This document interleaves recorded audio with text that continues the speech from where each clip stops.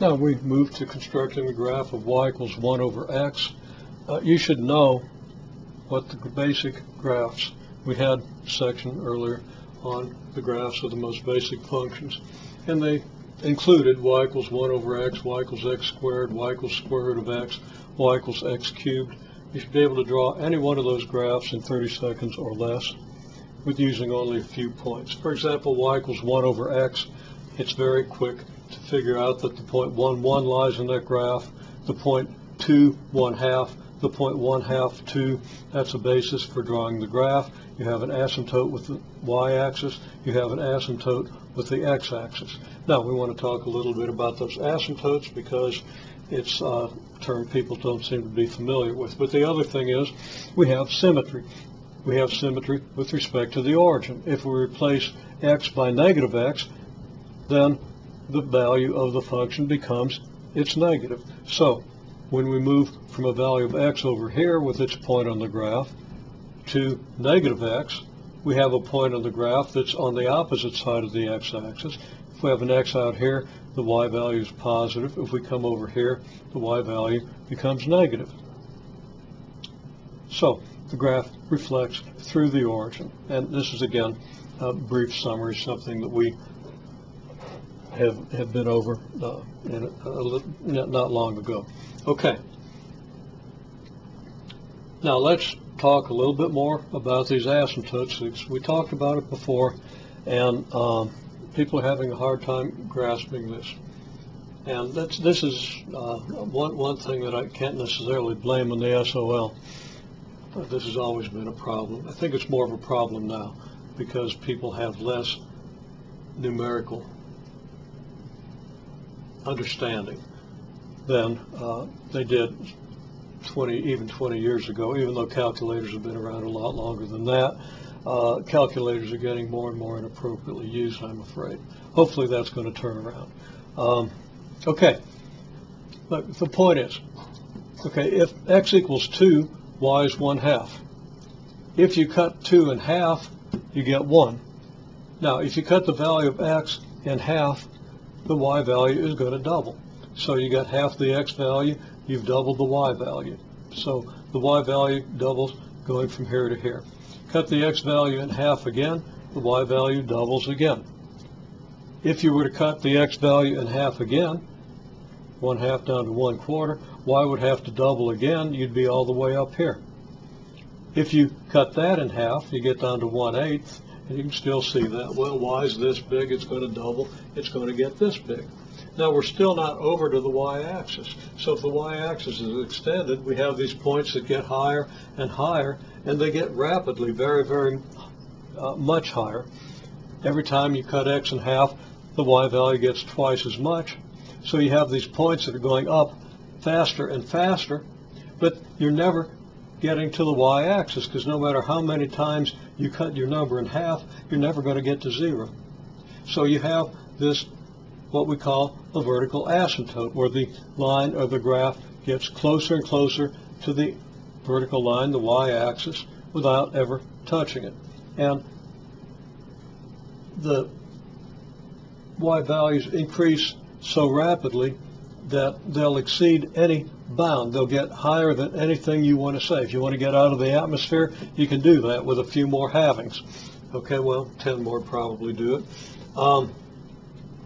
If you want to exceed the distance from here to the next galaxy, which is inconceivably far, well, it wouldn't take all that many halvings to do it. If you have this thing 100 times, you might get to the edge of the universe. And if you don't have it 200 times, and certainly I think you would be there. Okay, so the point is, this graph gets as high as you might imagine and then keeps going even higher without touching the y-axis. When x gets big, every time you cut the value, or every time you double the value of x, you cut the y value to half, so that we have a y value here was 2. We cut that in half, we get here. Cut that in half. If we double x again, we get out to x equals 4, and the y is going to cut in half again. And get out, double the 4, we get out to 8. We're going to cut the y value in half again, and we're going to continue cutting the y value in half every time we double the x value. That's going to lead to a graph that approaches but never touches the x-axis. It almost levels off, but never quite. That's the nature of the y equals 1 over x graph, and it's going to be really important that you understand that, because we're getting into the graphing of rational functions where you have things in the denominator that approach 0. And anytime you have something in the denominator that approaches 0, unless the numerator also happens to approach 0, you're going to get an asymptote. You're going to get something that becomes unlimited in how big it can get as x approaches that 0 point, that 0 of the denominator. We'll see that shortly. Actually, we're going to kind of see it right now. Okay, so we want to now talk about the graph of 1 over x minus 3. What does that graph look like?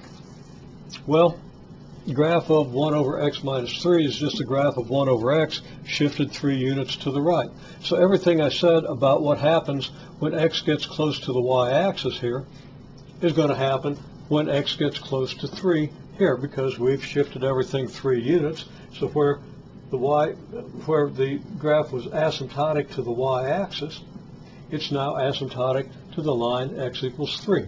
So we have this, and just like this, we have this over here.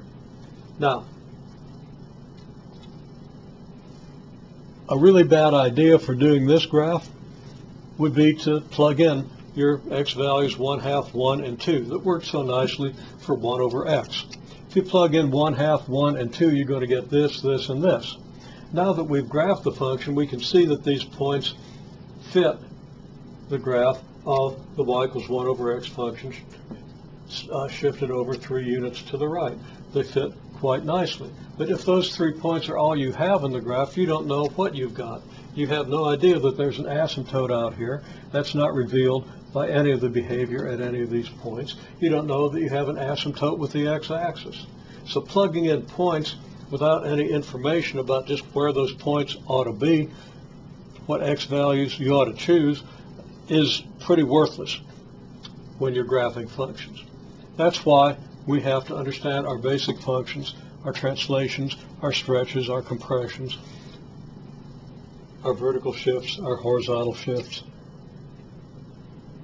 and understand the relationship of a given function to the basic function, so that we understand that 1 over x minus 3 is related to 1 over x, and that the graph is just a translation 3 units to the right. Now, just to be sure we understand this vertical asymptote for this graph, apart from the fact that it's a translation of this graph, let's be sure we understand how the numbers behave. When x gets close to 0, then y equals 1 over x gets big, because when x is close to 0, it's a small number. A small number will go into 1 lots of times, and an even smaller number will go in excuse me, even more times. Okay, over here, when x approaches 3, x minus 3 approaches 0, in the same way that x approaches 0 here for the function 1 over x. And the effect is the same. As x minus 3 approaches 0, y gets really big. Now, if x approaches negative 3 from the left, then y is going to be negative, but it's going to be really big, just like over here. If x is a negative number that's close to 0, 1 over x will have to be negative, but it's going to have the same magnitude as it would if it was positive and close to 0. So we get these negative numbers that are approaching this asymptote on the other side. Okay, so from these examples we get some indication or some intuition about how asymptotes can form. That's going to be very important.